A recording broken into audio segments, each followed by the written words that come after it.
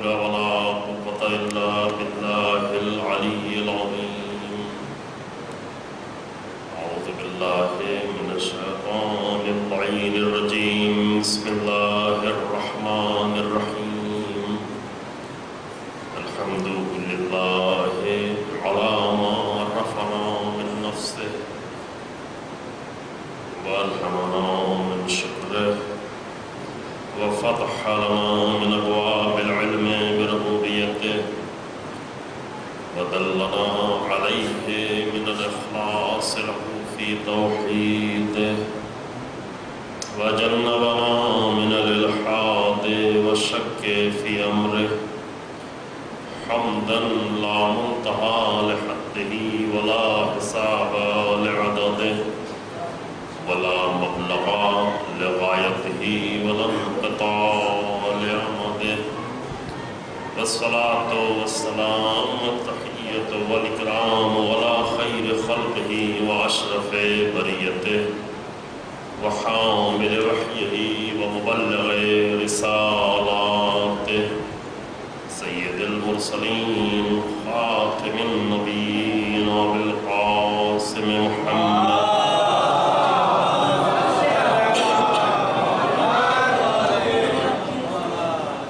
الصلاة والسلام على أهل بيته الأطيبين المطهرين المعصومين المنتجبين الذين أذهب الله عنهم الرجس وطهرهم تطهيرا.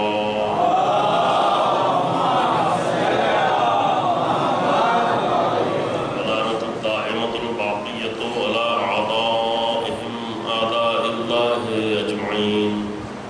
أما بعد، فقد قال الله تبارك وتعالى في كتابه الكريم. بسم الله الرحمن الرحيم. لقد كان لكم في رسول الله أسوة حسنة لمن كان يرجو الله واليوم الآخر وذكر الله كثيرا.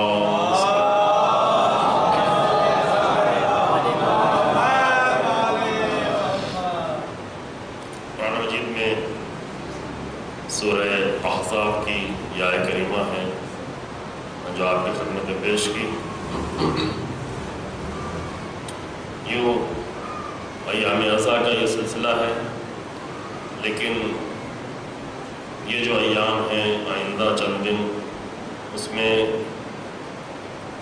ایک عزا بالا تر اور شدید تر غم کا ماحول اور غم کے ایام ہیں. ذات پیغمبر اکرم صلی اللہ علیہ وآلہ وسلم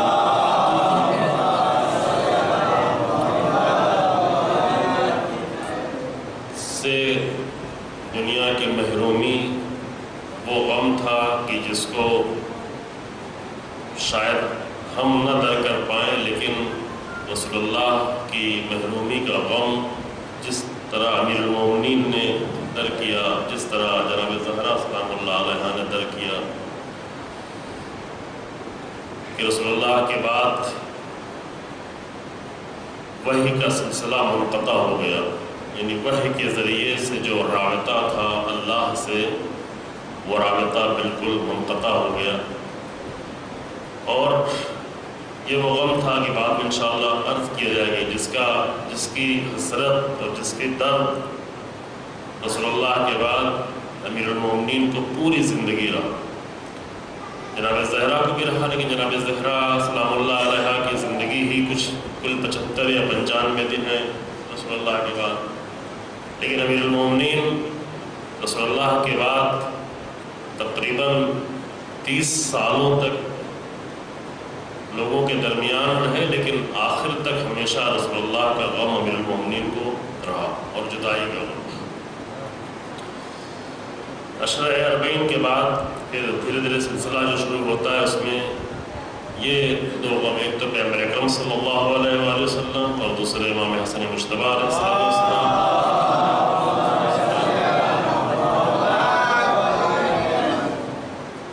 اس لیے چند مسائل آپ کی خدمت میں عرض کیے جائیں گے، لیکن جو موضوع جو اعلان ہوا ہے یہ ہے کہ امام حسین علیہ السلام کے کلمات میں وہ کلمات جو امام نے خود تحریر کیے.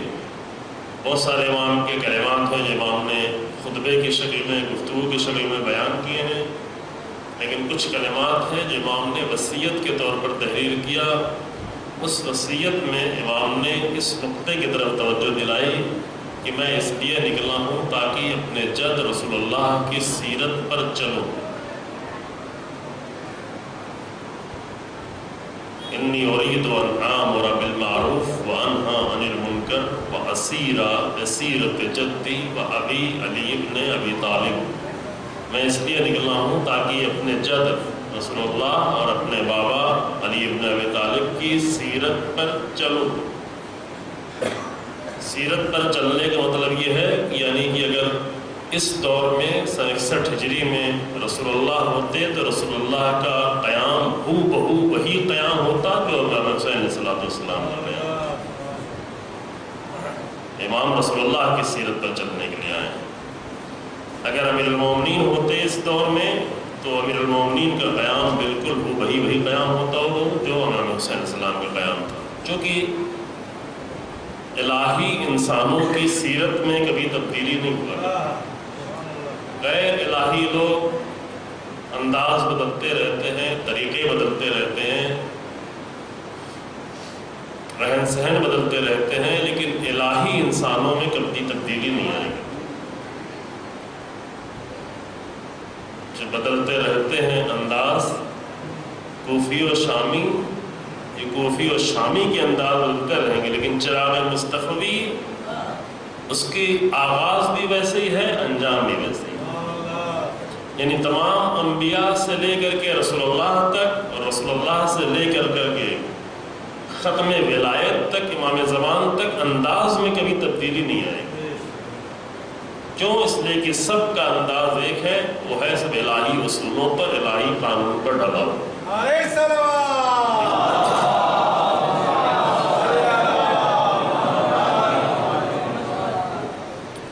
بس جو آیت آپ کے سامنے پیش کی سورہ احزاب کی، اس میں پہلے بھی اس آیت پر گفتگو ہو چکی ہے، لیکن وہ گفتگو پھر تکرار نہیں کرنی ہے. کچھ اور انشاءاللہ نئے مسائل جو آپ کی خدمت میں، جو بھی بہت وسعت ہے اس بحث میں، اور زمانے کے ساتھ ساتھ انسان زیادہ بہتر طریقے سے ان آیتوں کی تفسیر کو درک کر سکتا ہے اور اس سے استفادہ کر سکتا ہے.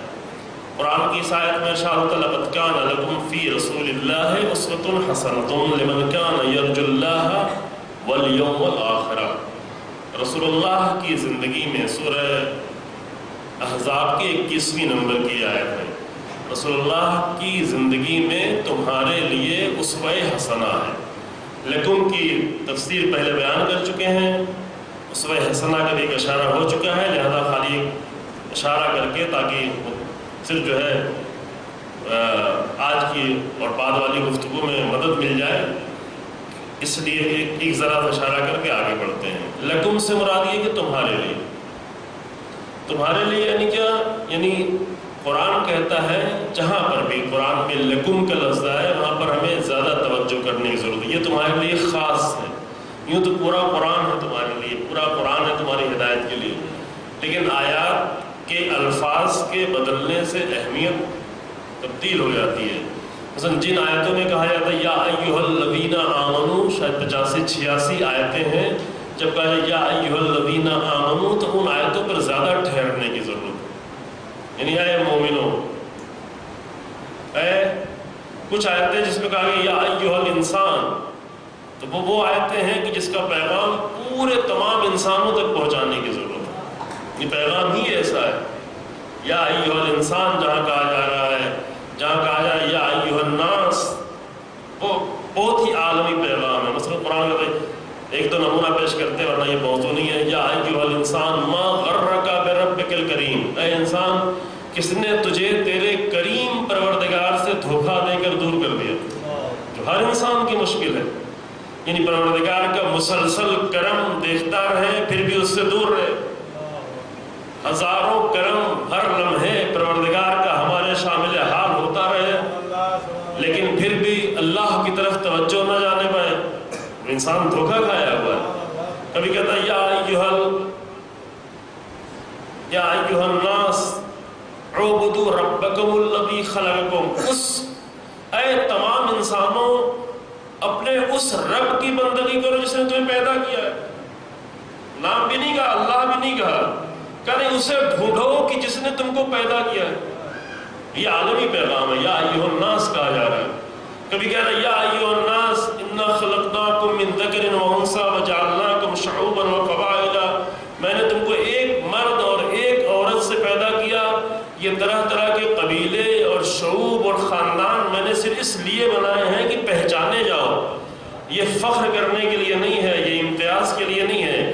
امتیاز کیا ہے؟ امتیاز صرف یہ ہے کہ ان اکرمکم عند اللہ اتقاکم، جو جتنا زیادہ پاک ہوتا چلا جائے اتنا ہی زیادہ محترم ہوتا چلا جائے.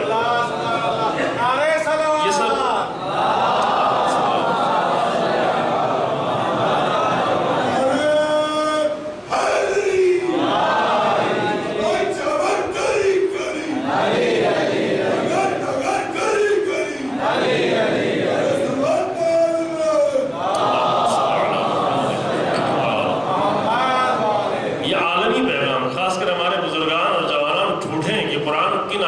کس کو مخاطب کر رہا ہے. یا ایھا الناس کے پیغام کو آج کم سے کم دنیا کے سامنے پہنچائیں.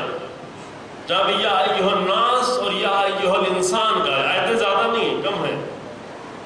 کہ آج کی بشریت جبکہ میڈیا بھی ہے، سوشل میڈیا ہے، انداز ہے، طریقے ہیں، آسان جب ہو گیا ہے تو آج کے ہنر کی زبان میں بہترین شکل میں دنیا کو قرآن کا کم سے کم وہ پیغام پہنچایا جائے جہاں پہ تمام انسانوں کو مخاطب کیا جا رہا ہے، جہاں پہ تمام لوگوں کو کہا یا ایھا الناس یا ایھا الانسان.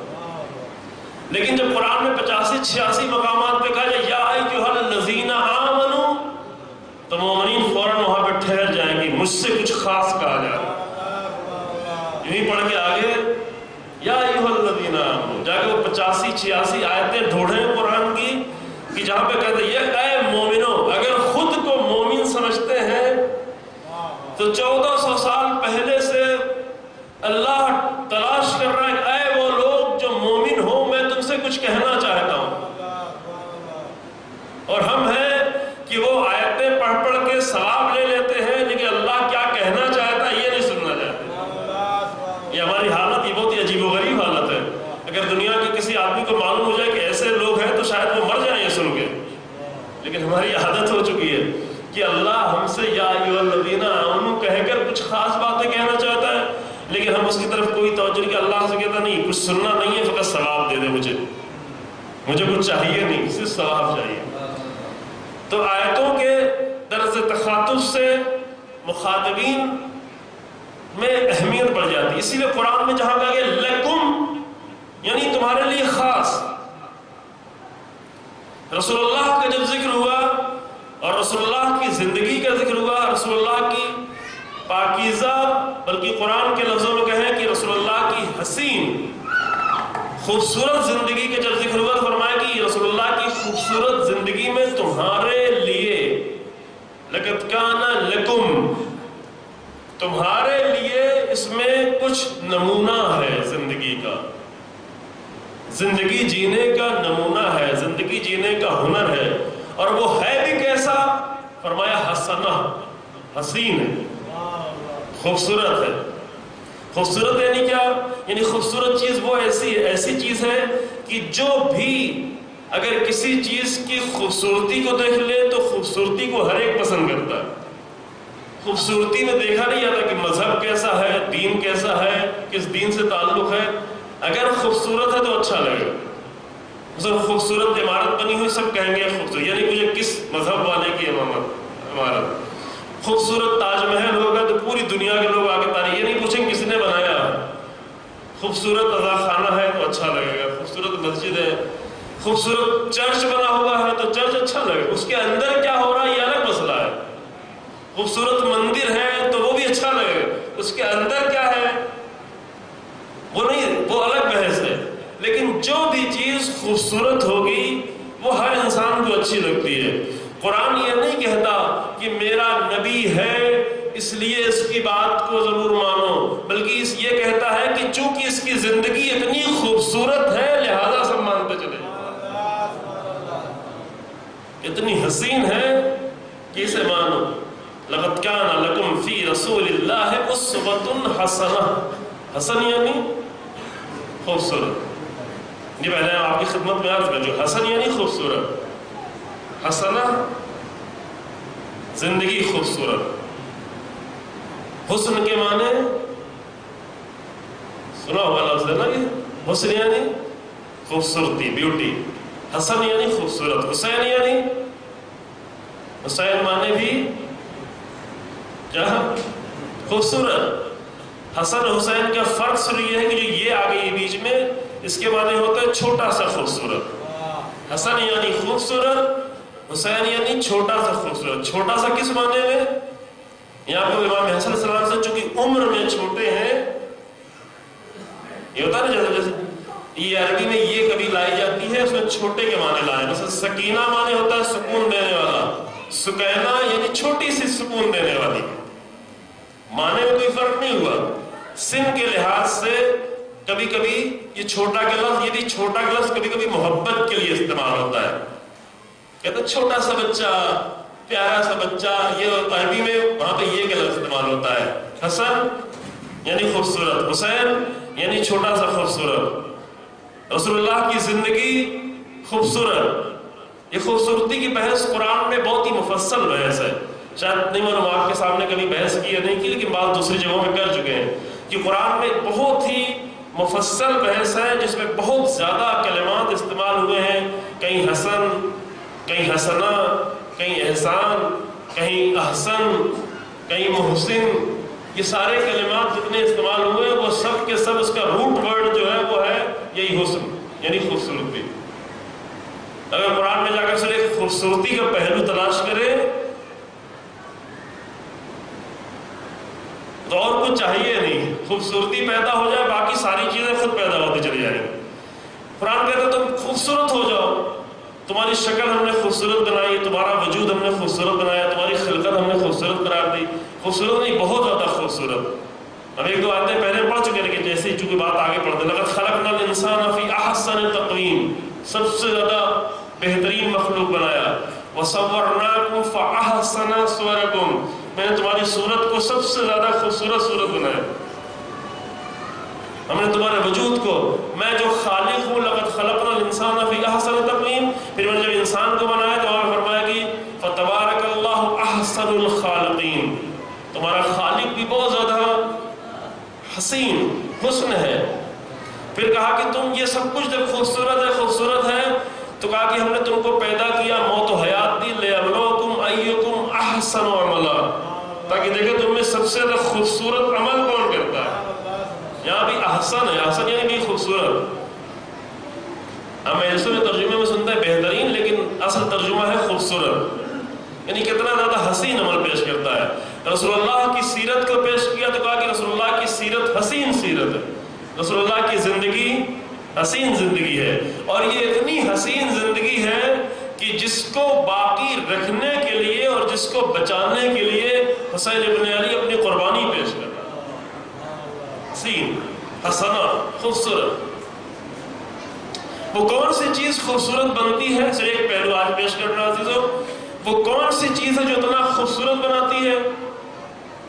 وہ ہے ایک دین کا مجموعہ، وہ ہے معرفت، وہ ہے کردار، وہ ہے ایمان، وہ ہے اعتقادات، وہ ہے اخلاق، وہ ہے عمل. لیکن خاص کر رسول اللہ کے بارے میں فرمایا کہ انک لعلی خلق عظیم. اے رسول آپ اخلاق عظیم، خلق عظیم. ایک بہت لمبی بحث ہے، شاید بعض حدیثیں آپ کے سامنے بعد میں پیش کریں. اس میں آپ یہ لفظ آپ کو سنا ہوا ہوگا، جلدی سے میں منزل تک آنا چاہتا ہوں. اخلاق حسنہ سنا ہوا لفظ ہے. اخلاق حسنہ، اخلاق سیئہ، یعنی ایسا اخلاق ترجمہ کرتے ہیں اچھا اخلاق. اچھا اخلاق اس کا ترجمہ نہیں ہے، اس کا بھی ترجمہ ہے حسین اخلاق. اخلاق حسنہ یعنی حسین اخلاق. مجھے یاد آتا ہے کسی صاحب کے گھر پہ ایک مجلس تھی، وہاں پر میں نے تھوڑی سی گفتگو کی تھی کہ انسان اپنی زندگی میں صرف ایک کام کرے، ایسا کرے کہ لوگوں کو اچھا لگے، چونکہ جو حسین ہوگا وہ اچھا لگے گا، اچھا لگے۔ ایک پوری بحث ہے، لمبی بحث ہے کہ انسان اپنی زندگی میں ایسا حسن پیدا کرے کہ لوگوں کو اچھا لگے، اور حسن وہ چیز ہے جو ہر ایک کو اچھی لگتی ہے۔ اس میں یہ کوئی نہیں دیکھتا کس مذہب کا انسان ہے، یہ نہیں دیکھتا کہ مسلمان ہے یا غیر مسلمان ہے۔ اگر زندگی میں حسن ہے تو پڑوسی کو بھی اچھا لگے گا، باہر جائیں گے اس کو بھی اچھا لگے گا، آفس جائیں گے اس کو بھی اچھا لگے گا، بازار میں جائیں گے اسے بھی اچھا لگے گا، گھر کے اندر ہوں گے اسے بھی اچھا لگے گا۔ لیکن اس کے برخلاف اگر زندگی حسین نہیں ہے، اگر طریقے حسین نہیں ہیں، اگر اخلاق حسین نہیں ہے تو گھر کے اندر بھی نہیں اچھا لگے گا، بیٹے کو بھی نہیں اچھا لگے گا، بیوی کو بھی نہیں اچھا لگے گا، بیوی ہے تو شوہر کو نہیں اچھا لگے گا، ہے یا نہیں؟ یہ قرآن کی تمام آیتوں کا نچوڑ یہ ہوا کہ اپنی زندگی میں انسان حسن پیدا کرتا چلا جائے، ہر ایک کو اچھا لگے خود بخود۔ اپنی زندگی میں حسن پیدا کرے، پورا دین خود بخود آتا چلا جائے۔ دین نام ہے، دین مجموعہ ہے ایسے تمام اعتقادات اور عمل کا کہ جو انسان کی زندگی میں حسن پیدا کر دے۔ یہ خلاصہ ہو، تمام اعتقادات اور ایسے عمل کا مجموعہ ہے دین جو انسان کی زندگی کو حسین بناتے چلے جائیں۔ ہم کیوں آج 1380 سال گزر جانے کے بعد کربلا والوں کو مسلسل یاد کر رہے ہیں کہ ان کی زندگی حسین اتنی زیادہ خوبصورت تھی زندگی، حبیب نے مظاہر کی زندگی۔ خوب جون کا چہرہ حسین تھا یا نہیں تھا، چہرہ حسین رہا ہو یا نہ رہا ہو، لیکن زندگی بہت ہی حسین تھی۔ ہم جب حسن کی بات، دیکھیں ایک مسئلہ توجہ کریں، جب حسن کا لفظ آتا ہے خوبصورتی کا، تو ہماری ساری توجہ ظاہر کی طرف چلی جاتی ہے۔ ظاہر کیا؟ یعنی چہرہ حسین ہو، لباس حسین ہو، بلڈنگ حسین ہو، گاڑی حسین ہو، روڈ حسین ہو، یہ بھی اچھا ہے، اچھی چیز ہے، جو اپنے اختیار میں ہو اس کو خوبصورت بنا کے رکھے جو انسان کے لیے۔ مثلا اللہ نے چہرہ دیا ہے، خوبصورت ہے، لیکن گندا کیے ہوئے انسان حسین کو غیر حسین بنائے ہوئے ہیں۔ وہ دین کہتا ہے کہ نہیں، صاف رکھو، صفائی سے رکھو۔ بعض لوگ کتنا خرچ کرتے ہیں، یہ بات خواتین میں زیادہ ہوتی ہے، کتنا پیسہ خرچ کرتی ہیں صرف اس لیے کہ باہر کے لوگوں کو میرا چہرہ حسین لگے، لیکن جس کو حسین لگنا چاہیے گھر میں شوہر کو، اس کے لیے کچھ نہیں کرتے، دھلتی بھی نہیں۔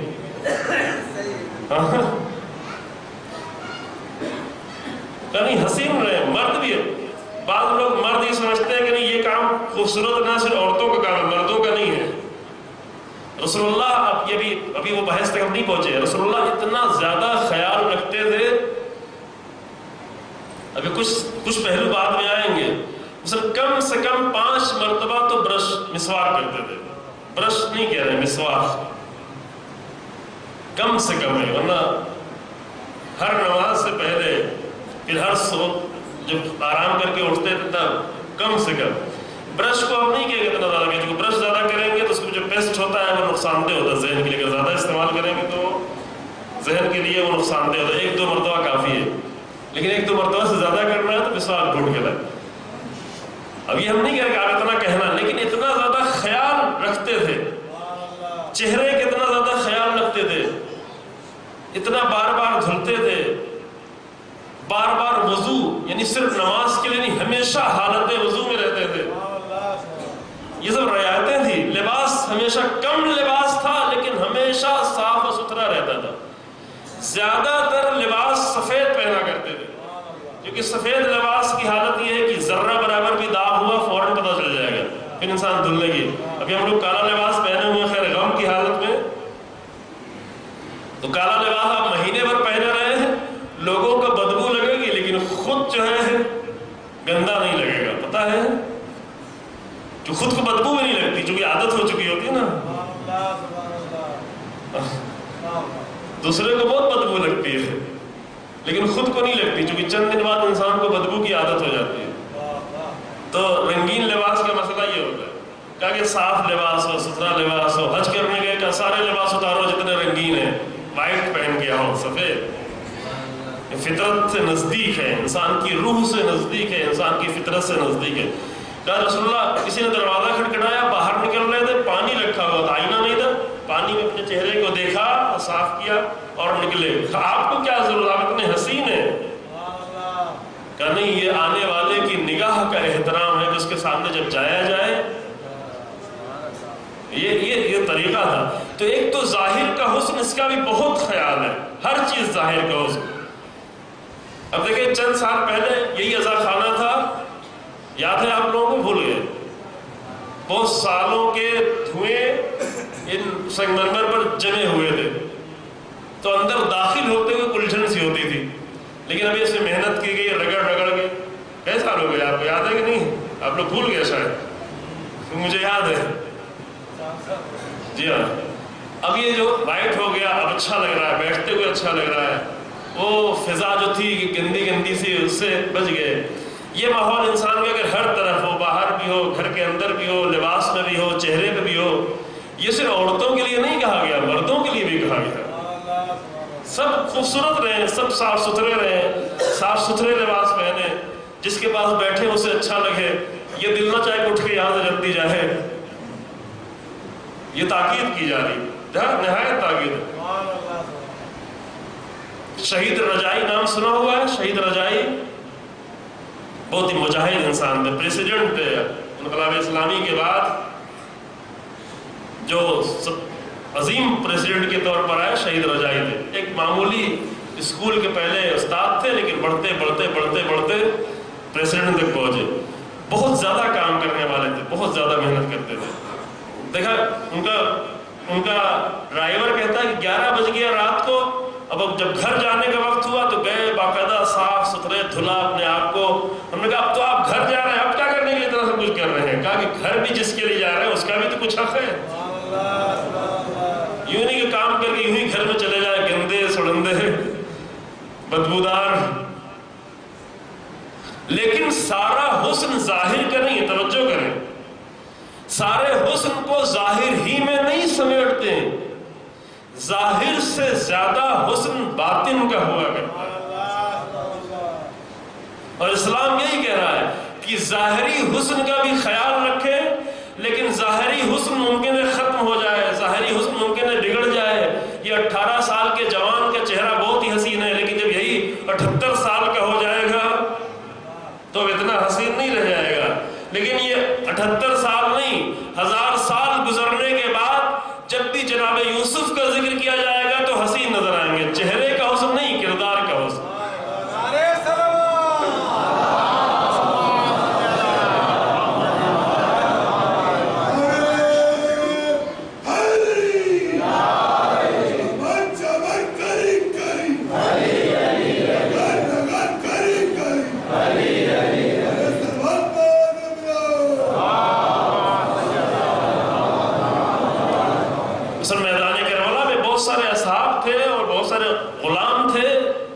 جو حبشی تھے کہتے تھے میرا چہرہ ایسا نہیں ہے، میرا پسینہ ایسا نہیں ہے، لیکن جو ان کے کردار کا حسن تھا وہ آج تک انہیں قابل ذکر بنا کر.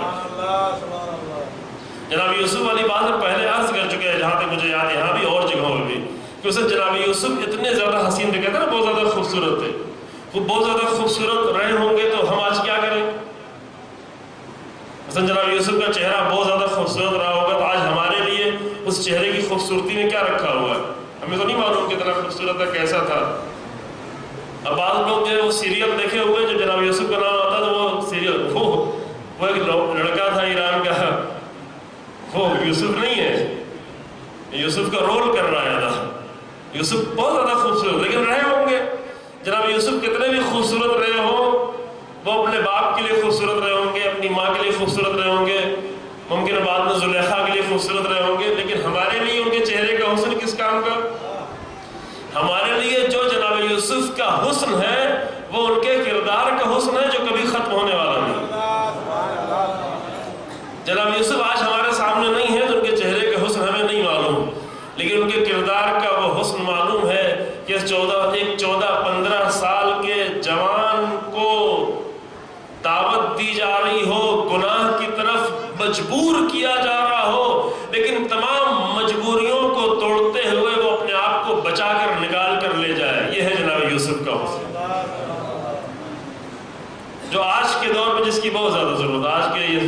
سوشل میڈیا اور گندگیوں کے دور میں آج کے جوانوں کو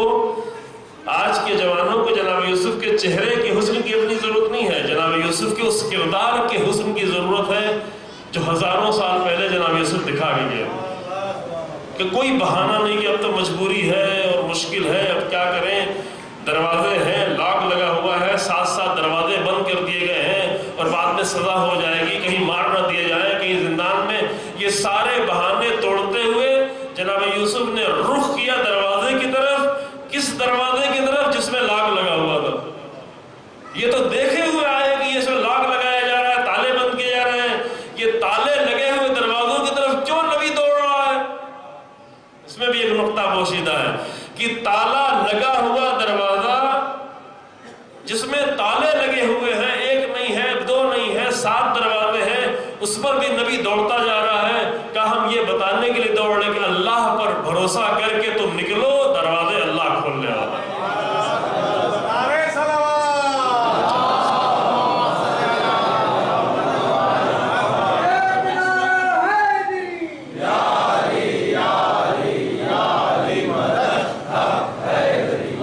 اس طرح کا حسن آ کر پھر اللہ نے ان کو خاص عطا کی، اور یہ نہیں کہ بعد میں جب ان کو زندان میں ڈال دیا گیا تو جا کے پشیمان ہو رہے ہیں کہ ارے میں نے کیا کر دیا، زندان میں آنا پڑا۔ زندان بھی ایسا زندان کہ جہاں پر حاکموں کو ڈالنا تو یاد ہے لیکن نکالنے کی کچھ خبر نہیں۔ آج کے زندان نہیں ہے، آج کے دور کے زندان ہوتا ہے کہ معلوم ہوتا تاریخ معین ہوتی ہے کہ فلاں تاریخ کو جا رہا ہے، اتنے دن کے لیے، اتنے مہینے کے لیے، اتنے سال کے لیے، اس کے بعد نکل جائے گا، پھر رات دن ملا کر 1 دن کا 2 دن بن جائے گا، 3 سال کا 1.5 سال ہو جائے گا، 6 سال کا 3 سال ہو جائے گا۔ یہ زندانوں میں آج کے ہوتا ہے۔ پھر ہیومن رائٹس کے کیمرے لگے ہوتے ہیں، کھانا مل رہا ہے کہ نہیں مل رہا ہے، خیال رکھا جا رہا ہے کہ نہیں رکھا جا رہا ہے۔ اس زمانے کے زندان میں نہ کوئی ہیومن رائٹ تھا، نہ کسی کھانے کی فکر تھی۔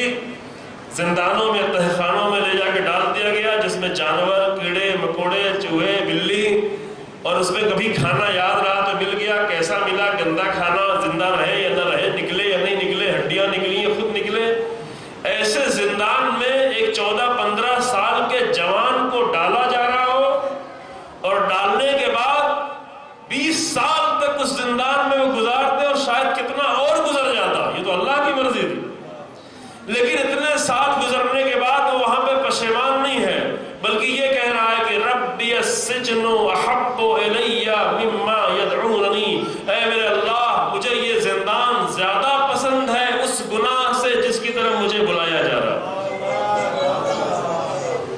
یہ ہے جناب یوسف کا حسن، یہ واقعی حسن، وہ چہرے کا حسن تھا، یہ حقیقی حسن ہے جس میں کبھی فرق نہیں پڑتا۔ جناب یوسف بھی جب بوڑھے ہو گئے تو اتنا زیادہ حسین نہیں رہے ہیں، لیکن کردار کا حسن آج تک باقی، وہ کبھی ختم ہونے والا نہیں ہے۔ قرآن جو رسول اللہ کے لیے فرما رہا ہے کہ رسول اللہ کی ذات میں حسن ہے۔ لَقَدْ كَانَ لَكُمْ فِي رَسُولِ اللَّهِ أُسْوَةٌ حَسَنَةٌ، رسول اللہ کی زندگی میں تمہارے لیے حسن ہے۔ تمہارے لیے حسن ہے یعنی کیا؟ یعنی رسول اللہ کی زندگی کو اپناتے جاؤ، تم بھی حسین ہوتے چلے جاؤ۔ پھر جو سارا مسئلہ ہے کہ کبھی پڑوسی اچھا نہیں لگتا، کبھی پڑوسی کو ہم نہیں اچھے لگتے، کبھی گھر کے لوگ کو ہم نہیں اچھے لگتے، اصل وجہ ہے کہ وہ حسن نہیں پیدا کیا گیا جو رسول اللہ دے کر ہمیں گئے تھے۔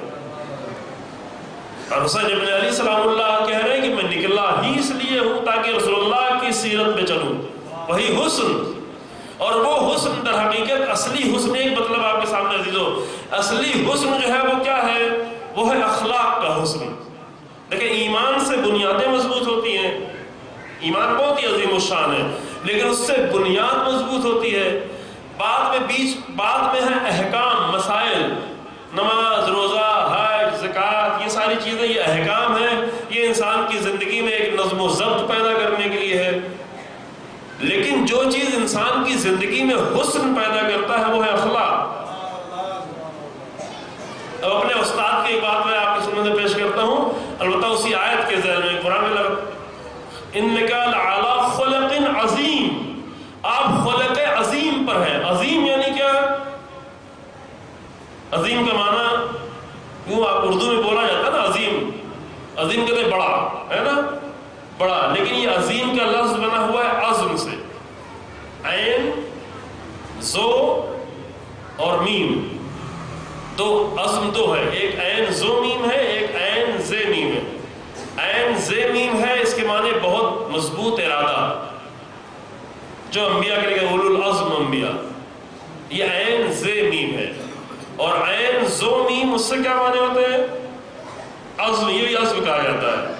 اب اگر ہم عرب لوگ جو ہے وہ دونوں میں فرق بیان ہم لوگ اتنا نہیں کرتے، سب ایک ہی لفظ پڑھتے ہیں، ایک ہے عزم ایک ہے عظم، فرق ہے دونوں، بولنے میں بھی فرق ہے۔ عظم کے معنی جو زو سے ہے اس کے معنی ہوتا ہے ہڈی، ہڈی، ہڈی یعنی اب ہڈی سے کیا رابطہ ہے اس کا؟ اخلاق کا، ہڈی سے کوئی رابطہ ہے؟ کہاں ہڈی سے رابطہ ہے؟ ہڈی سے اخلاق کا رابطہ یہ ہے کہ انسان کے وجود میں جو چیز انسان کو قائم رکھتی ہے وہ ہڈی ہے، ہڈی کے اوپر انسان ٹھہرا ہوتا ہے۔ کتنا بھی زیادہ گوشت ہو جائے یہ لوتھڑا بن جائے گا اگر ہڈی نہ ہو۔ قرآن بھی کہتا ہے فَكَسَوْنَا الْعِظَامَ لَحْمًا، ہڈی کے اوپر میں نے گوشت چڑھایا۔ لوگوں کو صرف گوشت کھانا بہت زیادہ پسند ہوتا ہے، گوشت کھا کے گوشت بڑھانا۔ بعض لوگ یہ محرم میں زیادہ ہی اس جہاد میں بڑھ بڑھ کر حصہ لیتے ہیں، پھر بعد میں مشکل ہو جاتی ہے، پھر جو ہے وہ کولیسٹرول بڑھ جاتا ہے اور یورک ایسڈ بڑھ جاتا ہے، پھر بعد میں دوائیں کھا کھا کے اس کو مینٹین کرنا پڑتا ہے۔ لیکن جو چیز انسان چلتا ہے، اٹھتا ہے، بیٹھتا ہے، حرکت کرتا ہے، کس کی وجہ سے؟ گوشت کی وجہ سے نہیں، چربیوں کی وجہ سے نہیں، رگوں کی وجہ سے نہیں، ہڈیوں کی وجہ سے۔ اور ہڈیوں میں بھی کچھ ہڈیاں ہوتی ہیں جو بہت بنیادی کردار ادا کرتی ہیں۔ وہ کون سی ہڈیاں ہیں؟ وہ ہے ریڑھ کی ہڈی، ریڑھ کی ہڈیاں جس کو عربی میں کہتے ہیں فقرات۔ فقرات یہ ہمارے استاد بزرگوار اس کی تفصیلی بحث کی، میں تفصیل نہیں بحث کروں گا لیکن ایک آدھ مطلب ادھر اشارہ کرنا چاہتا ہوں۔ فقرات یعنی وہ ریڑھ کی ہڈیوں کے ایک ایک، آپ کیا کہتے ہیں اپنی مادری زبان میں بتائیں؟ یہ ریڑھ کی ہڈیاں اور اس کے ایک ایک فقرات، اسی کے اوپر اگر اس میں اور ہڈیاں اگر ٹوٹ جائے تو وہ ان کا جوڑنا بھی آسان ہوتا ہے، نہ بھی جڑے تو کوئی اتنا بڑا مسئلہ نہیں ہوتا، لیکن اگر ریڑھ کی ہڈی کو کچھ ہو گیا تو انسان گیا۔ اس کا ریپلیس ہونا بھی بہت ہی مشکل مرحلہ، بہت ہی جلدی کامیاب آپریشن بھی نہیں ہو پاتا، بہت ہی نازک اور بہت ہی پیچیدہ، پھر یہ جگہ پوری نہیں ہو پاتی۔ یہ جو قرآن کہتا ہے اِنَّكَ لَعَلَىٰ خُلُقٍ عَظِيمٍ، رسول اللہ اخلاق عظیم پر ہے، یعنی رسول اللہ کا وہ اخلاق ہے جو اگر لے لیا جائے تو ہماری زندگی میں ہڈیوں کا کام کرے، جسم کے لیے نہیں۔ جسم کے لیے یہ ہڈیاں ضروری ہیں جو کیلشیم والی ہڈیاں ہیں، لیکن ہماری زندگی کے لیے اخلاق کی ہڈیاں ضروری، باقی ساری چیزیں اس کے اوپر چڑھائی جاتی ہیں، عبادات، عمل، اعمال، یہ ساری چیزیں تاکہ انسان کو، اور پھر اس کے اوپر کھال، اس کے اوپر جلد، یہ ساری چیزیں اہم ہیں، جلد بھی اہم ہے۔ اب یہ اللہ کا عجب خلقت کا عجب نمونہ ہے، عجیب ہے واقعا۔ اگر جلد کو الگ سے اٹھا کے دیکھے تو کوئی دیکھنا گوارا نہیں کرتا۔ جلد کو اگر آپ کو الگ لا کے دکھایا جائے، انسان کی جلد ادھیڑ کے، تو آپ کو دیکھنا بھی پسند نہیں آئے گا۔ کتنے ہی خوبصورت جانور کی اگر جلد لا کے رکھی جائے، یہ جلد دیکھو تو اچھی نہیں لگے، اور جلد کو نکال کر اگر انسان کو دکھایا جائے تو آپ دیکھ ہی نہیں پائیں گے۔ نہ جلد کو الگ سے دیکھنا پسند کرتے ہیں، نہ جلد کے بغیر انسان کو آپ دیکھ پائیں گے، لیکن اسی انسان پہ جب جلد چڑھا دی تو اتنا حسین، اتنا خوبصورت، یہ اللہ کی خلقت کے مرقع ہیں۔ یعنی ابھی آپ ہی کا اگر کہیں زخم زیادہ ہو جاتا ہے اور جلد ہٹ جاتی ہے تو دیکھا نہیں جاتا، یہ ڈاکٹر بیچاروں کو بار بار دکھا دکھا کے پریکٹس کرائی جاتی، عادت کرو دیکھنے کی، عام آدمی اسے دیکھ نہیں پاتا۔ اور جلد کو اگر دکھایا جائے الگ سے تو وہ بھی جلد یعنی ایک کھال، وہ بھی نہیں دیکھے گا، لیکن یہی جلد جب اس پہ چڑھ جاتی ہے تو اللہ نے اس طریقے سے چڑھایا ہوا ہے کہ سارا حسن لا کر اسی میں رکھا ہوا ہے، حسین بنایا ہوا۔ تو اس جلد کے حسن پر اتنا ناز نہیں کرے انسان کہ جس کی زندگی 2-4 دن سے زیادہ نہیں ہے. ہم جلد کے حسن پہ بہت ناز کر رہے ہوتے ہیں، اسی کو سجاتے ہیں، اسی کو سنوارتے ہیں. یہ کھال ہے فقط، یہ کھال کو اتنا سجائیں سنواریں، لیکن اس کی زندگی کتنی ہے؟ اس کی زندگی اتنی ہے کہ اگر اس کو روک دیا جائے، اس میں سے حیات نکال لی جائے، تو 1-2 دن ہی میں ایسے یہ جلد ہو جائے گی. سب سے پہلے جلد ہی کہ کوئی قریب جانا بھی گوارا نہیں کرے گا، کوئی چھونا بھی گوارا نہیں کرے گا. لیکن ایک حسن جو انسان کے عمل کا حسن ہے، جو ایمان کا حسن ہے، جو کردار کا حسن ہے، جو انسان کے وجود میں ریڑھ کی ہڈی کا کام کر رہا ہے، اس پر انسان، اس پر دین، پورا دین کس پہ باقی ہے. ایک بحث جس کو ہم نے بالکل چھوڑی رکھی ہے، ہمیں کس کی ضرورت ہی نہیں. ہم جب دین کی بحث کرنے آتے ہیں تو کہتے ہیں آؤ ہاں نماز پڑھو، روزہ رکھو، وہ اہم چیزیں ہیں. اگر فرصت ہوئی تو آپ کی خدمت میں تھوڑا سا عرض کریں گے. لیکن وہ چیز جو اگر انسان کے پورے وجود کے لیے ریڑھ کی ہڈی کا کام کرتی ہے کہ نہیں ہوگا تو ختم ہو جائے گا، وہ انسان کا اخلاق، اس کا رہن سہن کیسا ہے. روایت میں بھی کہا کہ کسی کو اس کے نماز روزوں سے نہیں پہچانو، دیکھو کہ اس کا لوگوں کے ساتھ معاملے میں کیسا ہے. یعنی اس کا پڑوسی اس کے بارے میں کیا نگاہ رکھتا ہے، اس کا دوست اس کے بارے میں کیا نگاہ رکھتا ہے. اور دوست کتنی جلدی جلدی بدلتے ہیں. چونکہ جن کی زندگی میں حسن ہوتا ہے ان کو اگر کوئی دوست پا لے تو چھوڑنے کو تیار نہیں ہوتا. یہ بار بار جو دوست بدلتے ہیں، یعنی آئے تھے کچھ حسن سمجھ کے لیکن وہ نہیں ملا، چھوڑ کے چلے گئے. امام علیہ السلام کا کتنا خوبصورت قول ہے، وہ انسان فقیر ہے. اللہم صلی علی محمد و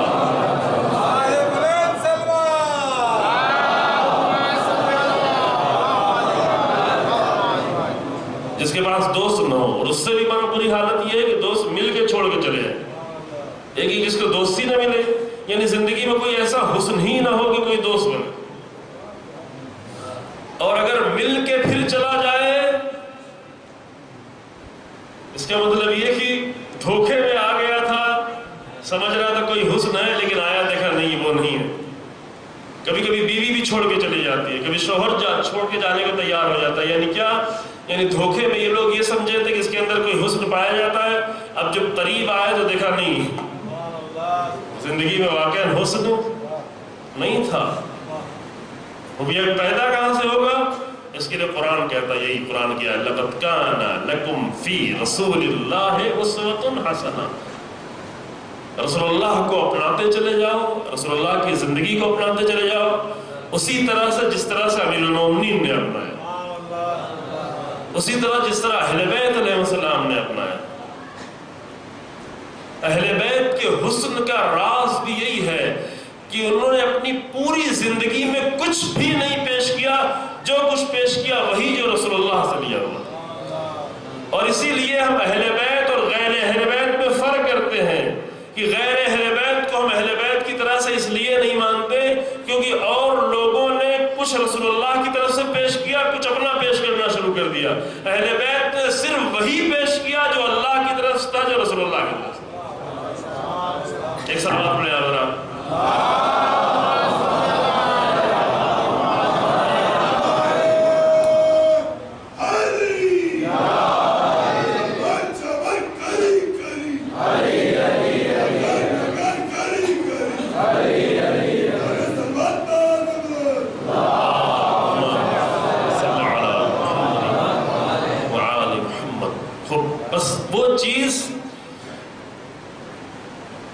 کوئی بھی انسان ایسا نہیں ہے کہ جو یہ چاہتا ہو کہ مجھے ناپسند کیا جائے. ہے کوئی چاہتا نہیں، لیکن مشکل یہ ہے کہ پسندیدہ بننے کا طریقہ نہیں معلوم انسان. یہ تو ہر ایک چاہتا ہے کہ مجھے پسند کیا جائے، مجھے قریب ترین افراد کے ذریعے پسند کیا جائے، جہاں بھی ہو وہاں پسند کیا جائے، لوگ اس سے محبت کریں. لیکن وہ کیسے پسند کیا جائے، وہ جو طریقہ ہے وہ بیچارے کو طریقہ نہیں معلوم. قرآن نے جگہ جگہ وہ طریقہ بیان کیا ہے کہ تمہاری آرزو تو ہے کہ تمہارے ایک کے نزدیک محبوب ہو، ہر ایک کے نزدیک پسندیدہ انسان رہو، لیکن یہ آرزو پوری کیسے ہو، یہ طریقہ تم جا کے دوسروں سے لیتے ہو تو وہ بھی کبھی پسندیدہ ہوتے ہیں، کبھی غیر پسندیدہ ہوتے ہیں۔ بہت سارے لوگ ہوتے ہیں ان کو ہزاروں لاکھوں لوگ پسند کرتے ہیں، لیکن ایک زمانے میں ایک ایسا عمل آتا ہے کہ سب انہی سے بیزار ہو جاتے ہیں، سب انہی سے نفرت کرنے لگتے ہیں۔ اس کے لیے روایتیں موجود ہیں، باقاعدہ طور پر حدیثیں موجود ہیں کہ اگر تم نے دوسروں پر بھروسہ کیا تو اللہ انہی کے ذریعے سے تمہیں رسوا کر دیتا ہے، یہ روایت موجود ہے۔ اگر انسان دوسروں پر بھروسہ کر کے آگے بڑھنا چاہے تو بجائے یہ کہ محبوب بنے، اللہ انہی کے ذریعے سے رسوا کر دیتا ہے۔ وہ اللہ نے وہ طریقہ بتایا کہ تمہارے محبوب ہونے کا طریقہ کیا ہے۔ ایک تو یہی آیت جو میں نے آپ کے سامنے پیش کی کہ اللہ کے محبوب انسانوں کی زندگی سے زندگی ملاتے چلے جاؤ، حسن پیدا ہوتا چلا جائے گا، حسن پیدا ہوتا چلا جائے گا، محبوب ہوتے چلے جاؤ گے۔ پھر دوسری جگہ قرآن نے کہا یا ایھا الذین آمنوا، یہ بھی قرآن میں آیت بھائی یا ایھا الذین جو شروع میں آپ کے سامنے عرض کیا گیا، وہاں پہ ٹھہر جائے انسان جا کے یا ایھا الذین آمنوا، اے مومنو، یا ایھا الذین آمنوا، اے وہ لوگ کہ ان الذین، یہ تھوڑا الگ سے ہے، ان الذین آمنوا وعملوا الصالحات، یا ایھا الذین آمنوا نہیں، آمنوا ہو جاتا، ان الذین آمنوا وعملوا الصالحات سیجعل لهم الرحمن ودا۔ دو چیزیں، اگر انسان کی زندگی میں ایمان، وہ لوگ کی جو ایمان بھی رکھتے ہیں اور عمل صالح بھی انجام دیتے ہیں تو عنقریب اللہ لوگوں کے دلوں میں ان کی مودت ڈال دے گا۔ مودت یعنی وہی مرحلہ حب ہے، محبت کا ایک عظیم مرحلہ، لوگوں کے دلوں میں محبوب بنا دے گا۔ یہ قانون ہے، اور اس قانون پر پوری تاریخ اٹھا کے دیکھتے چلے جائیں گے، آپ کو تاریخ نہیں دکھانا ہے، قانون سب کے لیے ہوتا ہے۔ البتہ ٹھیک ہے، روایتوں ہمارے بتایا گیا کہ اس آیت سے مراد اہل بیت علیہ السلام ہے، یہ مصداق ہے۔ مصداق کی بحث سے پہلے آپ کی خدمت میں کہہ رہے ہیں کہ جب کوئی ایک مصداق بیان کیا جائے تو اس کا مطلب یہ نہیں کہ آیت وہیں پر محدود ہو گئی، آیت نے اس کا سب سے ایک اچھا چہرہ دکھایا ہوا ہے، ورنہ مصداق اور بھی بڑھتا جاتا ہے۔ اگر آپ کو یاد ہو تو مثال بھی دی تھی، مثال نور کی دی تھی کہ مثلا روشنی آپ کہیں، نور کہیں تو سورج میں بھی روشنی ہے اور اس بلب میں بھی روشنی ہے۔ اگر آپ سے آگے کوئی سوال کرے، بچہ راستے میں جا رہے ہیں اور آپ کے بچے نے پوچھا روشنی کیا ہے، آپ نے کہا یہ سورج روشنی ہے۔ پھر رات ہوئی، پھر اس نے پوچھا روشنی کیا ہے، آپ نے کہا یہ بلب روشنی ہے۔ تو وہ یہ کہے کہ آپ کیسی باتیں کرتے ہیں، پہلے تو کہہ رہے سورج روشنی ہے، ابھی کہہ رہے بلب روشنی ہے۔ کہا نہیں، اس میں کوئی ٹکراؤ نہیں ہے، سورج بھی روشنی ہے، یہ بلب بھی روشنی ہے۔ وہ بڑی روشنی تھی، یہ چھوٹی سی روشنی ہے، لیکن روشنی دونوں ہے، نور دونوں ہے۔ اسی طریقے سے قرآن کی آیتیں ہیں، جب قرآن کی آیت کہے کسی کے لیے کہ وہ لوگ کہ جنہوں نے ایمان اور عمل صالح انجام دیا، اللہ ان کی محبت لوگوں کے دلوں میں ڈال دیتا ہے، تو جس کا ایمان جتنا زیادہ ہوگا، جس کا عمل جتنا زیادہ ہوگا، اتنی زیادہ محبت ہوگی۔ کچھ لوگوں کا ایمان و عمل اتنا زیادہ ہے کہ ہزاروں سال گزر جانے کے بعد بھی محبتیں باقی ہیں، ہزاروں سال۔ جناب نوح کو 8-9 ہزار سال گزر گئے لیکن جناب نوح کی محبت باقی ہے۔ کیوں؟ کیونکہ وہ بہت حسین تھا، چہرہ ان کا بہت حسین تھا، پتہ نہیں کیسا چہرہ تھا، لیکن ان کا ایمان و عمل کا حسن باقی ہے۔ ہاں، اتنے سال گزر جانے کے بعد ہم اہل بیت کا ذکر کرتے ہیں، کیوں؟ اس لیے کہ ان کا حسن باقی ہے، ان کے عمل کا حسن باقی ہے۔ ہم رسول اللہ کو یاد کرتے ہیں کیونکہ وہ عظیم حسن، عظیم ترین حسن وہ باقی ہے۔ ہم مسلسل کربلا والوں کو یاد کرتے ہیں، کیوں؟ بعض لوگ یہ سمجھتے ہیں خالی ثواب کے لیے، مسئلہ صرف ثواب کا نہیں ہے، ثواب کے لیے اتنا کچھ کرنے کی ضرورت نہیں ہے، وہ کئی تنہائی میں بیٹھ کے کر لے ثواب ہو جائے گا، لیکن اتنا سب کچھ بار بار اس لیے یاد کیا جاتا ہے کہ ان کی زندگی ہے ہی اتنی حسین۔ ثواب کے لیے تو لوگ اتنا کھچ کھچ کے نہیں آتے، نہ اتنا زیادہ حسن ہے ان کی زندگی میں کہ اتنے 100 سال گزر جانے کے بعد بھی وہ جتنا انسان آگے بڑھتا جا رہا ہے اتنی زیادہ وہ حسن ظاہر ہوتا چلا جا رہا ہے۔ دو حسن ڈھونڈنا ہے عزیزو، بہت توجہ کریں، یہ شاید آخری مطلب اس کو سمجھ کے، دو دو چیزیں ایسی ہیں کہ جو چھپی ہوئی ہے، ابھی اس کا حسن سب کے لیے ظاہر نہیں ہو پایا، ہمارے لیے بھی نہیں ظاہر ہو پایا اچھے طریقے سے۔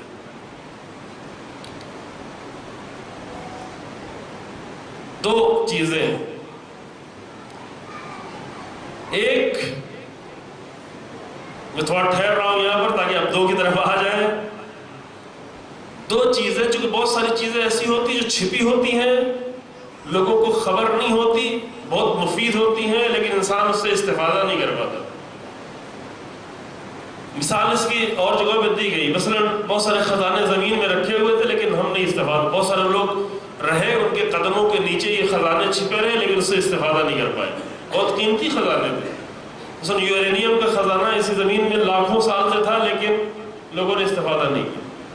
پیٹرولیم کا خزانہ اسی زمین میں لاکھوں سال سے موجود تھا لیکن لوگوں نے استفادہ نہیں کیا۔ اچھی چیز تھی، بہت مفید چیز تھی، آج کتنے سینکڑوں پروڈکٹ بنائے جاتے ہیں اسی سے، لیکن تھا 100 سال سے لوگ استفادہ کر رہے ہیں تقریباً، لیکن تھا کب سے؟ جناب آدم کے پہلے سے تھا، اور نہیں معلوم کتنے پہلے اور آدم رہے ان کے بھی پہلے تھا، لیکن کسی نے بھی اس سے استفادہ نہیں کیا، لیکن خزانہ تھا، یورینیم کا خزانہ تھا، بہت سارے اور خزانے تھے۔ لڑائی کرنے کے لیے تلوار بنانا اور لوہا ڈھونڈ لیا تھا لوگوں نے، لوہا بھی تھا اسی زمین میں بہت پہلے ڈھونڈ لیا تھا، سونے کو بہت پہلے ڈھونڈ لیا تھا، چاندی کو بہت پہلے ڈھونڈ لیا تھا، لیکن اور بھی بہت سارے خزانے اسی زمین میں تھے لیکن لوگ اس کو ڈھونڈ نہیں پائے۔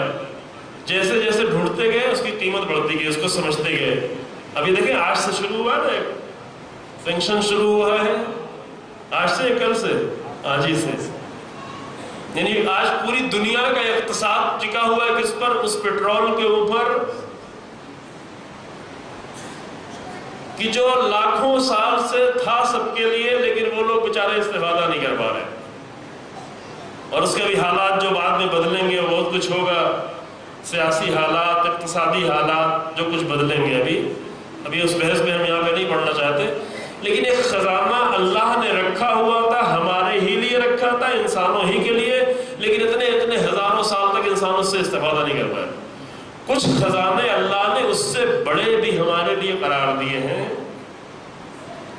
اس سے کہیں زیادہ عظیم خزانے اللہ نے ہمارے لیے قرار دیے ہیں، لیکن ابھی تک دنیا اس سے استفادہ نہیں کر پائی۔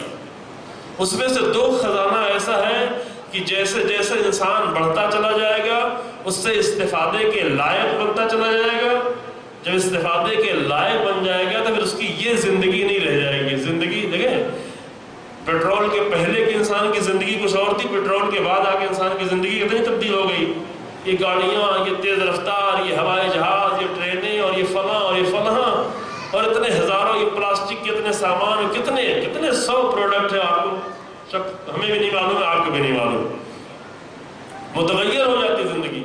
ایک مادی چیز کے پا لینے سے اتنی زندگی میں تبدیلی آ جاتی ہے، لیکن دو چیزیں اللہ نے اتنی بڑی قرار دی ہیں کہ جب انسان اسے ڈھونڈنے کی صلاحیت پیدا کر لے گا تو انسان کی زندگی میں کس سے کہیں بڑی تبدیلی آئے گی۔ وہ دو چیزیں کیا ہیں؟ وہ دو چیزیں جو ہمارے سامنے موجود ہیں، لیکن شاید ابھی ہم کہیں بھی تو آپ کے لیے بہت بڑی چیز نہ ہو، لیکن انشاءاللہ دھیرے دھیرے ہم سمجھیں گے۔ وہ دو چیزیں ہیں، ایک ہے انبیاء اور معصومین کا کلام، دوسرے ہے انبیاء اور معصومین کی زندگی اور طرز زندگی۔ اس پہ غور کریں، یہ جو ہے خطابت کا نقطہ نہیں ہے، یہ کسی بھی چھپے ہوئے خزانے سے کہیں زیادہ بڑا خزانہ ہے، لیکن وہ ایسا ہی خزانہ ہے کہ چھپا ہوا ہے، ابھی لوگ استفادہ نہیں کر پا رہے۔ تو جیسے بہت سارے خزانے زمین میں چھپے تو لوگ نہیں پا پائے تھے، فائدہ استفادہ میں نہیں کر رہے، ابھی بھی شاید کتنے خزانے اور بھی ہوں زمین میں، ابھی تو نہیں ہم یقین کرتے سب کچھ ہم نے پا لیا ہے، ابھی شاید اور بھی خزانے اسی زمین میں چھپے ہوئے ہوں، حتماً چھپے ہوں گے کہ بعد کے لوگ اسے ڈھونڈیں گے، نکالیں گے، لیکن اسے نکالیں یا نہ نکالیں، لیکن دو خزانہ اگر انسان کو مل جائے جو اللہ نے قرار دیا ہے، ایک ہے اقوال، حسین اقوال، اور ایک ہے طریقہ زندگی۔ انسان کو نہ سونے کی اتنی زیادہ ضرورت ہے، نہ چاندی کی اتنی ضرورت ہے، نہ لوہے کی اتنی ضرورت ہے، نہ پیٹرول کی اتنی زیادہ ضرورت ہے، جتنا انسان کو صحیح طریقہ زندگی کی ضرورت ہے۔ اس پہ غور کریں تھوڑا۔ طریقہ زندگی ہے جو کسی کو یزید بنا دیتا ہے اور کسی کو حسین ابن علی بنا دیتا ہے، اور کچھ نہیں ہے۔ یہ طریقہ زندگی ہے جو کسی کو ابراہیم بنا دیتا ہے، کسی کو نمرود بنا دیتا ہے، کسی کو فرعون بنا دیتا ہے، کسی کو موسیٰ بنا دیتا ہے، کسی کو ابو جہل اور ابو لہب بنا دیتا ہے، اور کسی کو سلمان اور ابو ذر بنا دیتا ہے۔ یہ صرف طریقہ زندگی، اور کیا ہے؟ اگر آپ کی نگاہ میں کچھ اور ہو تو بتائیں، ہم بھی استفادہ کریں آپ سے۔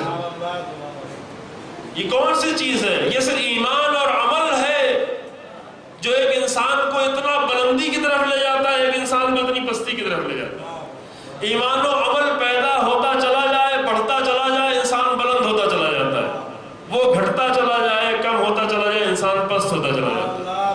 تو خزانہ کہاں پر ہے؟ یہ دو خزانے ہیں، اور اس کے لیے ایک قول تو یقیناً ہم آپ کے سامنے پہلے پیش کر چکے ہیں، قول کے لیے، کلام کے لیے۔ امام الغال علیہ السلام کی حدیث،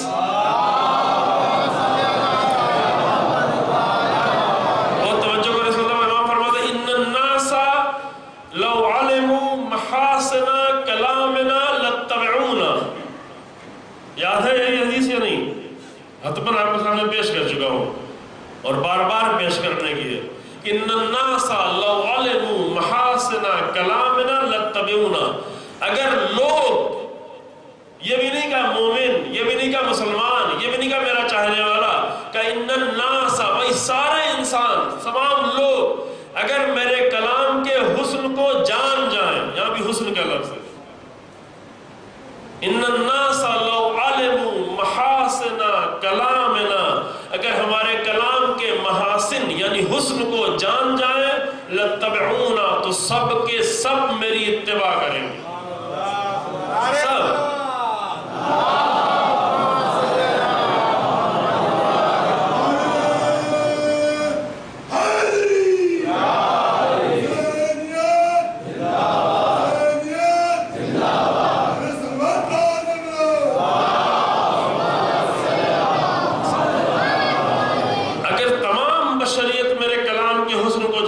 سب اہل بیت کی اتباع کریں، سب۔ اور ادھر قرآن کہتا ہے رسول اللہ کے لیے لقد کان لکم فی رسول اللہ اسوۃ حسنہ، کہ زندگی میں حسن ہے، کلام میں حسن، زندگی میں حسن۔ یہ دو حسین خزانے ایسے چھپے ہوئے ہیں، اللہ اکبر۔ ہمارے پاس زیورات ہوں یا نہ ہوں، لیکن اگر بیان میں حسن آ جائے، زندگی میں حسن آ جائے، تو انسان کی زندگی ہر طرح کی ظاہری حسن سے بے نیاز ہو کے رہ جاتی ہے۔ یہ ظاہری حسن کی ضرورت انہیں زیادہ پڑتی ہے جن کے اندر کوئی حسن موجود نہیں۔ اگر انسان کے وجود میں اور انسان کی سوچ میں اور انسان کی فکر میں اور انسان کے عمل میں اور انسان کے کردار میں حسن پیدا ہوتا چلا جائے، تو انہیں اینٹ پتھروں کے حسن کی ضرورت نہیں پڑتی، انہیں زیورات کے حسن کی ضرورت نہیں پڑتی، انہیں وہ لباس کے ذریعے سے، ہاں ٹھیک ہے اچھے رہے، لیکن اس کو ذریعہ نہیں قرار دیتے، اس کو مقصد نہیں بناتے، کیونکہ یہ چیز ہے اصلی حسن۔ بس یہ بات یہیں پر ہم ختم کرتے ہیں کہ یہ دو حسن، آپ اس پہ اور تھوڑا غور کریں، ہم شاید اس پہ کل گفتگو نہیں کر پائیں گے، بات آگے بڑھانی ہے، وقت کم ہے، کہ یہ دو خزانے ابھی چھپے ہوئے ہیں عزیزوں، نہیں پہچانا لوگوں نے۔ انقلاب اسلامی کے بعد تھوڑا دنیا آشنا ہونا شروع ہوئی، تھوڑا تھوڑا اس سے نکالا جا رہا ہے، حسن کو پہچانوایا جا رہا ہے، کیونکہ یوں ہی یہ جیسے زمین کے خزانے آپ پیٹرول نکالیں گے تو اس کو استفادہ نہیں کر پائیں گے، استفادہ کرنے کے لیے ریفائنری مشینیں ہوتی ہیں، بڑے بڑے پروجیکٹ ہوتے ہیں، اس میں سے استفادہ کرنے، مثلا عرب کنٹریز میں سب سے زیادہ پیٹرول نکلتا ہے، لیکن کیا عرب کے لوگ خود پیٹرول استعمال کر پاتے ہیں اپنا؟ پتہ ہے آپ لوگوں کو؟ نہیں، خود نہیں استعمال کر پاتے، پہلے نکالتے ہیں، پھر دوسرے ملک میں بھیجتے ہیں، پھر وہاں سے وہ استفادے کے لائق بنتا ہے، پھر واپس آتا ہے ریفائن ہو کے، اور پھر اس کو استعمال کرتے ہیں۔ مثلا 10 روپے لیٹر کا دیتے ہیں، تو پھر 10 روپے کا پورا بیرل ابھی کتنے میں ہے؟ $60، پورا بیرل کئی 100 کلو لیٹر دیتے ہیں، پھر کہیں زیادہ مہنگا پیٹرول خریدتے ہیں اپنے استعمال کرنے کے لیے. کیوں؟ اس لیے کہ پیٹرول تو اللہ نے ان کی زمین میں دے رکھا ہے، لیکن استعمال کرنے کا طریقہ انہیں نہیں معلوم. ابھی دوسری کمپنیاں آ کے انہوں نے لگایا ہوا ہے، تھوڑا بہت کر رہے ہیں. اسی طرح سے بہت سارے خزانے، حدیث کے خزانے، سیرت کے خزانے، وہ تو ہمارے پاس موجود ہیں، لیکن ابھی ہم نے استعمال کرنے کا طریقہ نہیں معلوم تھا. انقلاب اسلامی نے آ کر ایک حسن یہ پیدا کیا کہ ہمیں اہل بیت کی زندگی سے استفادہ کرنے کا طریقہ بتا دیا. ورنہ ابھی تک ہم خالی ثواب لیتے تھے، بس ابھی تک ہم نے اہل بیت سے خالی آخرت کا ثواب لیا تھا، زندگی کا طریقہ نہیں لیا تھا. امام خمینی رحمۃ اللہ علیہ نے آ کر ہمارے جوانوں کو اہل بیت سے طریقہ زندگی لینا سکھا دیا، کربلا والوں سے طریقہ زندگی لینا سکھا دیا. جب طریقہ زندگی لینا سکھا دیا تو آج ہر ظلم کے محلوں میں کھلبلی مچی ہوئی ہے کہ اہل حق کو حق والوں سے طریقہ زندگی لینا آ گیا. وہ حسن نظر آنے لگا، وہ قدرت نظر آنے لگی، وہ قوت نظر آنے لگی، وہ اختیار نظر آنے لگا، وہ عزت نظر آنے لگی، وہ سربلندی نظر آنے لگی. اور وہ اپنی ہی عزت نہیں، وہ آج دین کی عزت، قرآن کی عزت، سب کی عزت. اور اسی کے ساتھ ساتھ البتہ ایک دوسرا گروہ ہے جو اس بات پر لگا ہوا ہے کہ ذلیل ہی کرتے رہیں گے، دین کو ذلیل کریں گے، اسلام کو ذلیل کریں گے. یہ ایک الگ بحث ہے کہ شاید تھوڑا اشارہ ہو، لیکن جب تک ایسے افراد نہ ہوں کہ جو آ کر ابھی ہمیں ظاہر طور پر ایک حدیث پڑھیں کہ شاید ہمیں سمجھ میں نہ آئے، مزہ نہ آئے، وہ لذت محسوس نہ ہو، لیکن کوئی آ کر اس کا حسن بتائے ہمیں، جب اس حسین لگنے لگے تو اتباع ہو رہے. ابھی ہم بھی اہل بیت کی اتباع نہیں کر پا رہے. کیوں؟ اس لیے کہ اہل بیت کے کلام کا حسن ہمیں کسی نے نہیں بتایا. ابھی ہمارے جوان بھی اہل بیت کی راہ پر چل کر اتباع نہیں کر پا رہے. کیوں؟ اس لیے کہ اہل بیت کی راہ کا حسن ہمیں نہیں بتایا گیا. اہل بیت کا نام بتایا گیا، اہل بیت کے نام کا حسن بتایا گیا، اہل بیت کے نام کو جگہ جگہ پرنٹ کر کے لگایا گیا، لیکن اہل بیت کی زندگی کا حسن نہیں بتایا گیا. اگر یہ اہل بیت کی زندگی کا حسن آ جاتا تو یہ زندگی کہیں سے کہیں حسین ہوتی چلی جاتی. وہ حسن ہی تھا عزیزو کہ جسے عاشور میں دیکھ رہے تھے، وہ حسن ہی تھا جو اہل عاشور والے پیش کر رہے تھے، وہ حسن ہی تھا جو کربلا والے پیش کر رہے تھے، وہ حسن ہی تھا جس کو جناب زینب 12 محرم کو ابن زیاد کے دربار میں یہ کہتی ہوئی نظر آتی ہیں کہ ما رأیت الا جمیلا، ہم نے کربلا میں کچھ نہیں دیکھا سوائے جمال کے اور حسن کے. اتنا بڑا جملہ ہم کہہ کے بھی گزر جاتے ہیں، سن کے گزر جاتے ہیں. ایک مرتبہ توفیق ہوئی تھی 4-5 سال پہلے، پورا اشرا پڑھنے کی اسی جملے پر جناب زینب سلام اللہ علیہا کے کہ بی بی نے فرمایا ما رأیت الا جمیلا، ہم نے کچھ بھی نہیں دیکھا سوائے جمال کے، سوائے حسن کے. جمال یعنی حسن. کیوں میرے ساتھ ابن زیاد کہہ رہا تھا کہ کیف رأیت صنع اللہ بأخیک و اہل بیتک، کیا دیکھا کہ اللہ نے تمہارے ساتھ، تمہارے بھائی کے ساتھ، تمہارے اہل بیت کے ساتھ کیا کیا. وہ کچھ اور کرنا چاہ رہا تھا، وہ کچھ تحریف پیدا کرنا چاہ رہا تھا، وہ اپنے گندے اور ظالمانہ عمل کی نسبت اللہ کی طرف دینا چاہ رہا تھا. لیکن جناب زینب نے پورے بات کے رخ کو موڑ دیا اور کہا کہ جو کچھ اللہ کی طرف سے ہم نے دیکھا وہ حسن ہی حسن تھا. اور وہ حسن کہاں پہ دکھائی پڑا؟ وہ حسن جناب زینب کو کربلا والوں کے کردار میں دکھائی پڑا. ظاہر ہے کہ وہ شمر کے خنجر میں کوئی حسن نہیں تھا، لیکن خنجر کے تلے الہی راضین برضاک و تسلیما لامرک کہنا یہ بہت ہی حسین تھا. اس میں بہت حسن تھا. 13 برس کے بچے کو مقتل میں جا کر تیروں سے زخمی کر دینا اس میں کوئی حسن نہیں تھا، لیکن 13 برس کے بچے کا شوق شہادت یہ بہت ہی حسین تھا. 6 مہینے کے بچے کے گلے میں آ کر تیر لگنا اس میں کوئی حسن نہیں تھا، لیکن تیر لگنے کے بعد پروردگار کی بارگاہ میں پروردگارہ میں راضی ہوں اس میں بہت زیادہ حسن ہے. جلتے ہوئے خیموں میں کوئی حسن نہیں تھا، لیکن جلتے ہوئے خیموں میں شکر کا سجدہ کیا جائے اس میں بہت زیادہ حسن. اور جناب زینب یہی دیکھ رہے ہیں. 18 برس کے جوان کو مقتل میں بھیجنا اور سینے میں برچھی کا پھل لگنا، اس میں کوئی حسن نہیں تھا، لیکن 18 برس کو بھیج کر پروردگار کی بارگاہ میں آگے کہنا پروردگار تو دیکھ رہا ہے، بس اتنا کافی ہے، اللہم اشہد علی ہؤلاء القوم، اس میں بہت زیادہ حسن، اور یہ حسن کربلا میں بھرا پڑا ہے جگہ جگہ۔ بیویوں کا بازاروں میں آنا اس میں کوئی حسن نہیں ہے، لیکن بازاروں میں آ کر علی کے لہجے میں خطبہ دینا یہ بہت ہی حسین۔ بیویوں کو مقتل سے گزارنا، لاشوں کے درمیان سے خواتین کو کہا جاتا ہے خواتین کو سخت منظر نہ دکھایا جائے، ان کے دل نرم ہوتے ہیں، نرم دل خواتین کو بکھرے ہوئے لاشوں کے درمیان گزارنا اس میں کوئی حسن نہیں ہے، لیکن اسی لاشوں پر کھڑے ہو کر یہ کہنا کہ ربنا تقبل منا ھذا القربان، پروردگارہ ہماری اس قربانی کو قبول کر لے، اس میں بہت حسن۔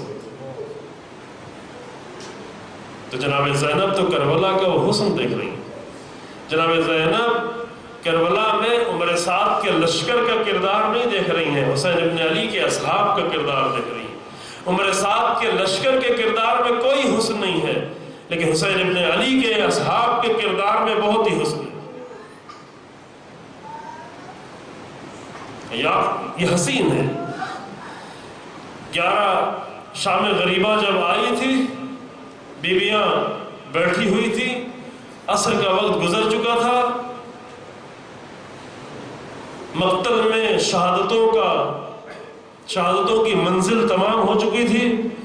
حسین ابن علی اپنے سارے نذرانے پیش کرنے کے بعد خود بھی راہ خدا میں پیش ہو چکے تھے، چاروں طرف سے گھیرا گیا تھا، تیروں اور تلواروں سے استقبال کیا گیا تھا، گھوڑے سے حسین ابن علی زمین پہ آ رہے ہیں، بہن یہ منظر دیکھ رہی ہے، ادھر رہوار ہے جو ایک طواف کر رہا ہے اور کسی طرح چاہتا ہے کہ اپنے مسافر کو بچائے، اپنے مسافر کی حفاظت کرے، چونکہ بچپن سے یہ رہوار ساتھ ساتھ رہا ہے۔ رسول اللہ کے آخری دن تھے کہ رسول اللہ کی بارگاہ میں ایک اگر گھوڑا پیش کیا، اس کے ساتھ چھوٹا سا بچہ آیا تھا، وہ بچہ اس وقت اس کا کچھ نام اور تھا، بعد میں یہی بچہ بڑا ہوتے ہوتے یہ ذوالجناح نام پڑ گیا، یہ وہی گھوڑا تھا۔ عام طور سے گھوڑوں کی عمر اتنی زیادہ نہیں ہوتی، لیکن کچھ گھوڑے ہیں جن کی عمر زیادہ ہے، 60-65 سال تک بھی بعض گھوڑوں کی عمر بتائی گئی، یہ وہی گھوڑا تھا۔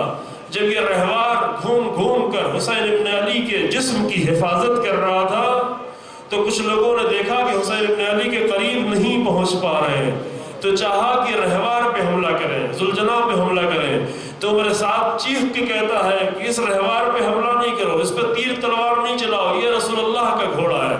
اللہ اکبر! رسول اللہ کے گھوڑے کا اتنا احترام ہے کہ اس پر تیر تلوار نہ چلے، لیکن رسول اللہ کا نواسا تیروں پر معلق ہے، لیکن پھر بھی شمر کا خنجر آگے بڑھ رہا ہے۔ آخر سے جب رہوار سے حفاظت نہ کی گئی تو اپنے آپ کو پیشانی کو خون سے رنگین کیا اور خیمے کی طرف بڑھا۔ جب خیمے کی طرف آیا تو حسین ابن علی کی بیٹی رہوار کے قریب آئی اور آگے کہتی ہے حل سقیا ابی یا جواد ابی، اے میرے بابا کے گھوڑے اتنا بتا دے، حل سقیا ابی ام قتل عطشانا، میرے بابا کو پانی مل گیا تھا یا پیاسا مارا گیا؟ کیونکہ پیاس کی شدت کا اندازہ تھا۔ میدان کربلا میں سب سے زیادہ پیاس حسین ابن علی کی تھی، سب سے زیادہ تشنگی، چونکہ مشکیزوں میں جب آخر میں پانی کم رہ گیا تو پھر بچوں کو پانی پلاتے تھے لیکن خود پانی نہیں پیتے تھے۔ پھر مقتل میں جو بار بار میدان جنگ میں آ رہا ہو اس کی پیاس کی شدت بڑھتی جا رہی ہے۔ حسین کی بچی کی اس بات کا اندازہ تھا کہ میرا بابا کتنا پیاسا ہے۔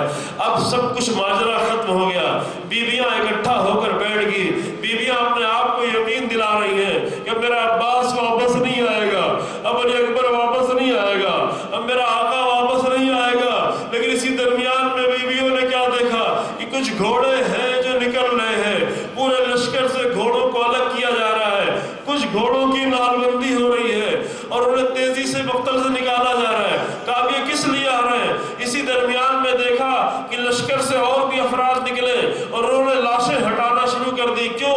اس لیے کہ وہ یہ کہہ رہے تھے عمر سعد ہم جسم پر تیر و تلوار تو مار سکتے ہیں لیکن ان کی لاشوں کی پامالی کا منظر نہیں دے سکتے، کیونکہ کوئی بھی عرب یہ گوارا نہیں کرتا تھا کہ اس کے کسی قبیلے سے کوئی دور کا بھی رشتہ ہو تو اس کی لاش پامال کر دی جائے۔ بہرحال سارے عرب ایک دوسرے سے جڑے ہوئے تھے، لاشیں اٹھنا شروع ہو گئی، لیکن ایک حسین ابن علی کا لاشا بے گور و کفن زمین پہ پڑا تھا۔ گھوڑے آگے بڑھے اور آگے بڑھ کر حسین ابن علی کے جسم پر گھوڑے دوڑنا شروع ہوئے۔ رسول اللہ نے وصیت کی تھی کہ جانوروں کے حتی ہاتھ پیر نہیں کاٹنا، ان کے جسم کی توہین نہیں کرنا۔ امیر المومنین آخری لمحے میں وصیت کر رہے ہیں کہ میرے قاتل کو بھی ہاتھ پیر نہیں کاٹنا، کیونکہ میں نے رسول اللہ سے یہ سنا ہے کہ جانوروں کو بھی ہاتھ پیر نہیں کاٹا جاتا۔ لیکن اللہ اکبر، رسول اللہ کا نواسہ بے گور و کفن زمین پہ پڑا ہے، بیویاں سامنے بیٹھی ہیں، گھوڑے دوڑتے رہے، پہلے پشت پر گھوڑے دوڑتے رہے، کیونکہ حسین ابن علی کو کف گردن پشت سے شہید کیا گیا تھا، پھر لاش کو سیدھا کر کے سینے پر گھوڑے دوڑتے رہے۔ جب یہ ملعون واپس پہنچے اور دربار میں پہنچے تو جا کے کہتے ہیں کہ میری رکابوں کو سونے اور چاندی سے بھر دیا جائے۔ کہا تم نے کیا ایسا کیا ہے؟ سب کو تو چند سکے مل رہے تھے لیکن انہوں نے بڑا انعام چاہا۔ کہا ہم نے وہ کام کیا ہے جو کسی نے نہیں کیا۔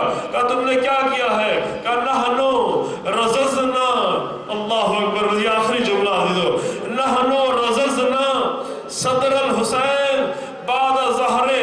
ظہر کے معنی ہوتا ہے پشت، صدر کے معنی ہوتا ہے سینہ، اور رز کے معنی ہوتا ہے ٹکڑے ٹکڑے کرنا، چور چور کر دینا۔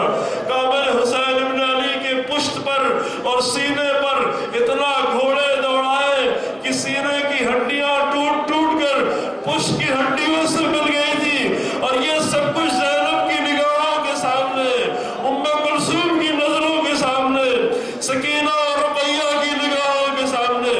بیویاں یہ منظر دیکھتی رہی، گھوڑے دوڑتے رہے، کبھی ایک طرف آتے تھے پھر واپس پلٹ کے جاتے تھے، اور زینب جب تک زندہ رہی وہ منظر کبھی بیوی نہ بھول پائی کہ میری نگاہوں کے سامنے میرے بھیا کی لاش پر گھوڑے دوڑتے۔